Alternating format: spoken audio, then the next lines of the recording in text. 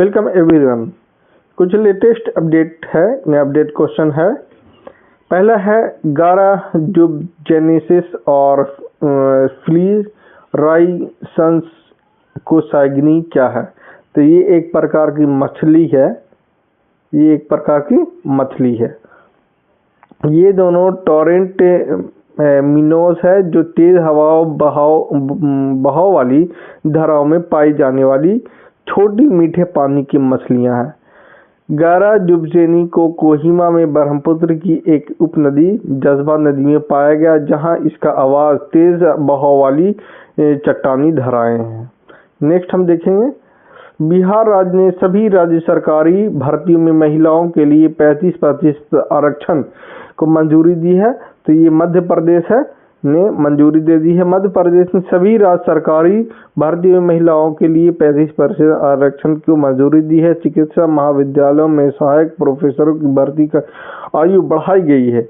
इन पहलों का उद्देश्य महिलाओं को सशक्त बनाना, रोजगार बढ़ाना, नागरिकों को जीवन को सुधारना और आर्थिक विकास को बढ़ावा देना है। नेक्स्ट हम देखेंगे, long range land attack cruise missile LRSAM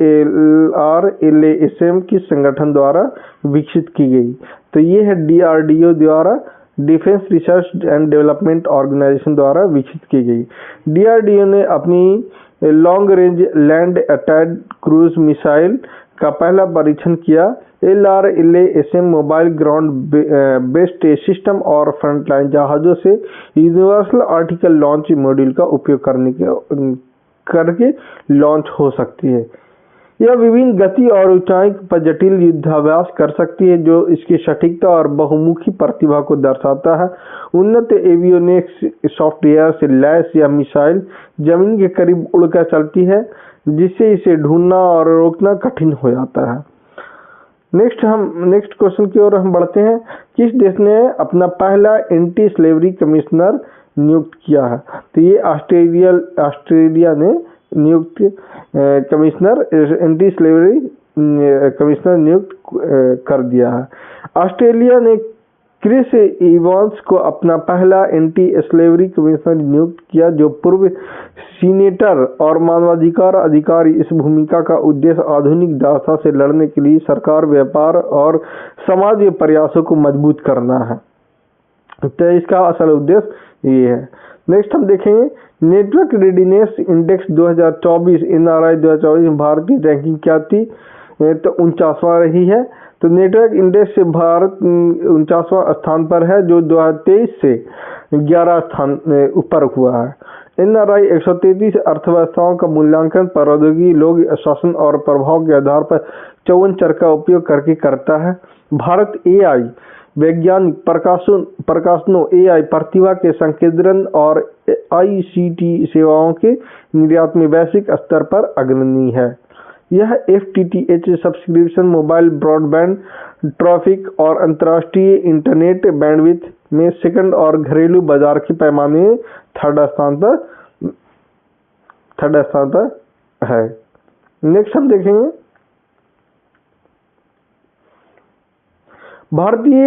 भारतीय उद्योग परिसंघ CII साझेदारी शिखर सम्मेलन 2024 कहाँ आयोजित हुआ?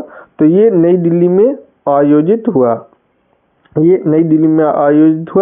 29वां भारतीय उद्योग परिसंघ CII साझेदारी शिखर सम्मेलन 2-3 दिसंबर 2024 को नई दिल्ली में आयोजित हुआ। इसमें 61 देशों, 30 वैश्विक वक्ताओं और 11 अंतर्राष्ट्रीय मंत्रियों ने भाग लिया।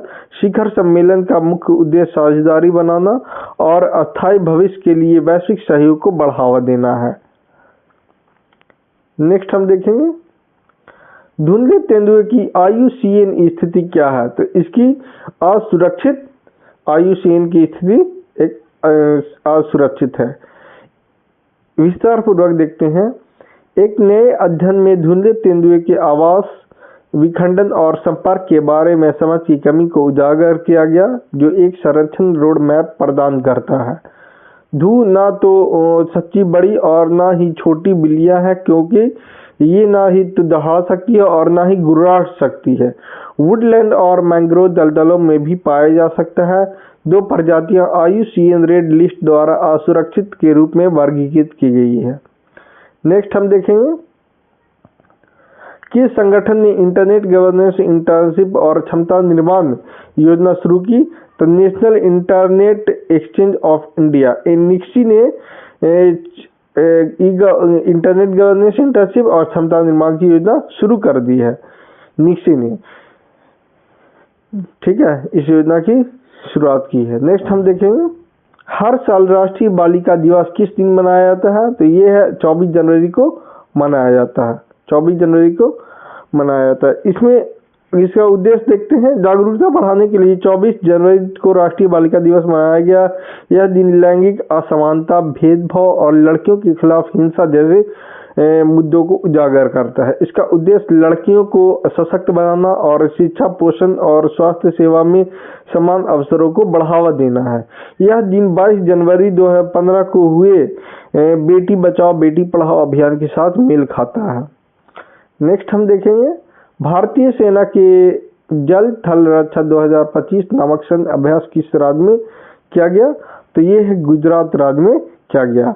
जल थल रक्षा 2025 नामक सैन्य अभ्यास भारतीय सेना द्वारा गुजरात के बेट द्वारका में आयोजित किया गया। जिला प्रशासन वन विभाग मेरी टाइम बोर्ड ऑफ NSG ने इस अभ्यास की निगरानी की। इस अभ्यास का उद्देश्य रक्षा बलों, अर्धसैनिक इकाइयों और जिला अधिकारियों के बीच समन्वय बढ़ाना था। इसका फोकस आतंकवादी हमलों या युद्ध स्थितियों के लिए युद्ध तत्परता पर था। नेक्स्ट हम देखेंगे, तो आज क्वेश्चन यहीं पर समाप्त करते हैं। 10 क्वेश्चन आज का लेटेस्ट करंट अफेयर था।